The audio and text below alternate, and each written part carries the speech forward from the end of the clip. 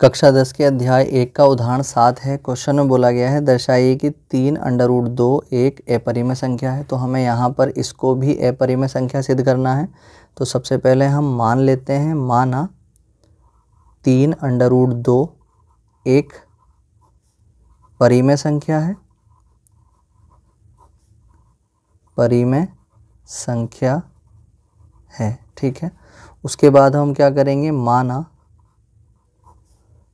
3√2 बराबर में r। मैंने अभी बताया है पिछले एग्जाम्पल में कि अगर सिंगल नंबर होगा तो उसको a/b ही मान करके या p/q मान कर ही करना, मगर उसके साथ अगर कुछ लगा हुआ है प्लस या माइनस या मल्टीप्लाई या अपॉन में, तो उसको हम r मान कर भी कर सकते हैं, ठीक है। a/b मान कर भी कर सकते हैं, मगर r मान कर भी कर सकते हैं। r मान के करेंगे तो क्वेश्चन और ज़्यादा आसान हो जाएगा, ठीक है। तो 3√2 बराबर r, जहाँ r एक परिमेय संख्या है, परिमेय संख्या है, ठीक है। अब हम यहाँ पर क्या करेंगे, बस कुछ भी नहीं करना है, बस √2 का मान निकाल लेना है। तो √2 का जब मान निकालेंगे तो हमें पता है जिसका मान निकालते हैं उसके साथ में जो मल्टीप्लाई में यानी गुणा में होता है वो बराबर वाले के बटे में आ जाता है, तो r/3 हो जाएगा ये, ठीक है। तो अब हमें ये पता है ये परिमेय था, 3 परिमेय है, तो ये पूरा का पूरा जो कॉम्बिनेशन है r/3, तो ये पूरा परिमेय है। √2 जो है वो अपरिमेय है, हम जानते हैं, ठीक है। तो हम यहाँ पे लिखेंगे, हम जानते हैं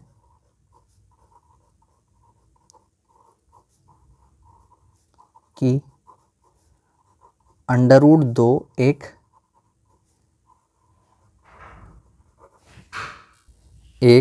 अपरिमेय संख्या है, जबकि r/3 एक परिमेय संख्या है, परिमेय संख्या है। अब देखिए ये अपरिमेय है और ये परिमेय है। जब एक परिमेय और एक अपरिमेय है तो वो आपस में बराबर हो ही नहीं सकती, तो इसलिए हम यहाँ पे लिखेंगे, इसलिए √2 बराबर नहीं है r/3 के। और जब ये दोनों बराबर नहीं हैं तो हमारी जो कल्पना है वो गलत हो गई, तो तब हमारी कल्पना गलत है। अब गलत क्यों है, क्योंकि ये यहाँ पर ये बराबर नहीं है इसके हिसाब से, मगर ये हमने यहाँ पर बराबर ले रखा है। तो जब ये गलत हो गई तो ये ऊपर तक हमारी कल्पना गलत हो गई। जो हमारी कल्पना गलत हो गई तो हमने ये भी तो माना था कि 3√2 एक परिमेय संख्या है, तो ये चीज़ भी गलत हो जाएगी और परिमेय गलत होकर क्या बनेगा, अपरिमेय। तो इसलिए हम यहाँ पे लिखेंगे, इसलिए 3√2 एक